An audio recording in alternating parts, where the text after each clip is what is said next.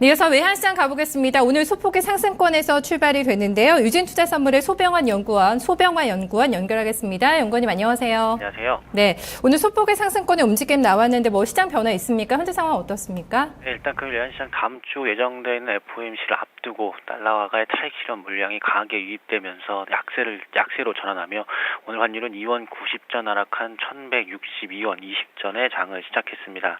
현재는 추가적인 매도세 유입으로 인해서 1161원대로 진입하는 모습을 보이고 있습니다. 지난밤 달러는 미국 주간 실업 청구 건수가 호조를 보였으나 최근 계속되어지는 달러화 강세에 대한 피로감과 다음 주 FOMC에 초점을 맞추며 차익 실현 물량 출회로 하락세를 보였습니다. 주간 고용지표 호조로 인하여 미국 금리 인상에 대한 기대감이 강화되는 모습을 보였으나 가파른 상승에 따른 부담감이 시장에 다시 작용하며 하루 만에 반등에 성공한 달러화는 다시 조정 장세를 연출했습니다. 거기다 그리스발 호조 소식도 달러화의 이익 실현 심리를 가하는 모습이었습니다. 유로화는 1.10대까지 반등하는 모습을 보였고 엔화도 123엔대로 재진입하는 모습을 보였습니다. 오늘 환율은 글로벌 달러 조정 분위기로 인해서 하락세로 출발하는 모습을 보였는데요.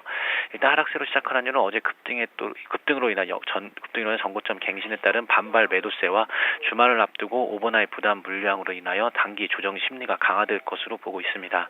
다만 환율이 3년 만에 전고점을 갱신하며 추가 상승에 대한 기대와 주식과 채권 시장의 외인 자금 이탈 우려는 지속될 것으로 보여 저점 매수세 또한 꾸준하게 유입될 수 있을 것으로 보고 있습니다. 거기다 최 부총리의 최근 환율에 대한 발언이 추가 상승을 용인하는 스탠스를 보이고 있어서 매수 심리가 유지되는 모습을 보이며 1160원 선에서의 움직임이 예상되고 있습니다.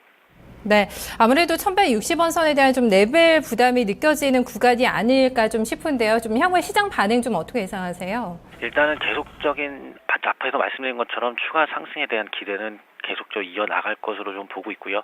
그리고 가장 우려되는 부분들은 주식과 채권 시장의 외인 자금 이탈로 인하여서 계속적인 저점 매수세가 좀 더 유입될 수 있을 것으로 보여집니다. 오늘 일단 하락세로 시작하였으나 오늘 하락세의 흐름들은 단기적으로 보고 있고요. 장기적으로는 계속적으로 좀 상승 흐름을 더 이어나갈지 않을까라고 예상을 하고 있습니다. 네, 그렇게 된다면은 좀 상단 쪽도 가능성을 좀 많이 열어두고 또 오늘장 흐름 좀 지켜봐야 되지 않을까 싶은데요. 환율 예상 범위 좀 어느 정도로 좀 예측해 볼 수 있을까요? 네, 일단 오늘 환율 승고리 장세로 레벨을 낮출 것으로 보고 있고요. 1160원 선에서는 추가 하락이 제한되는 모습을 예상하고 있습니다. 금일 예상 환율 범위는 1157원에서 67원 사이로 보고 있습니다. 네, 알겠습니다. 오늘 분석 잘 들었습니다. 고맙습니다. 감사합니다.